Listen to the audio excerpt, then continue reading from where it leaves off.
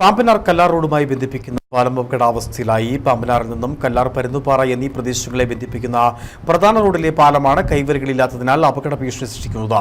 കഴിഞ്ഞ പ്രളയത്തിൽ തകർന്ന കൈവരികൾ വർഷങ്ങൾ കഴിഞ്ഞിട്ടും പുനർനിർമ്മിച്ചിട്ടില്ല. പാമ്പനാർ ആറിന് കുറുകെ പാമ്പനാറിനെ കല്ലാറിനെ ബന്ധിപ്പിക്കുന്ന പാലമാണിത്. കല്ലാർ പ്രദേശത്തെ ജനങ്ങൾ കൂടുതലായി ആശ്രയിക്കുന്ന റോഡ് കൂടിയാണിത്. ഈ റോഡിന്റെ അവസ്ഥയും ശോചനീയമാണ്. ദൈനംദിനം നിരവധി വാഹനങ്ങളാണ് ഇതുവഴി കടന്നു പോകുന്നത്.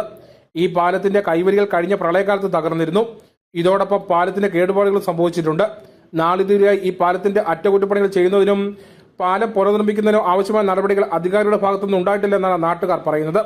2018 വെള്ളപ്പൊക്കത്ത് നമ്മുടെ പാവനാറ്റിൽ നിന്ന് കല്ലാറ്റിലോട്ട് പോകുന്ന വരി, അതിൻ്റെ പാലത്തിൻ്റെ കൈവരിയെല്ലാം മൊത്തം പോയി നശിച്ചു കിടക്കുകയാണ്. അതപ്പം വേണ്ടപ്പെട്ട അധികാരികൾ ഇത് വന്ന് എന്തെങ്കിലും നടപടി എടുക്കണമെന്ന് അപേക്ഷിക്കുന്നു. നിരവധി സ്കൂൾ കുട്ടികളും കാൽനട യാത്രക്കാരും ആശ്രയിക്കുന്ന പാലത്തിന്റെ കൈവരികൾ പൂർണ്ണമായും തകർന്ന പാലത്തിലൂടെ സാഹസികമായ യാത്രയാണ് ഇവർ നടത്തുന്നത്.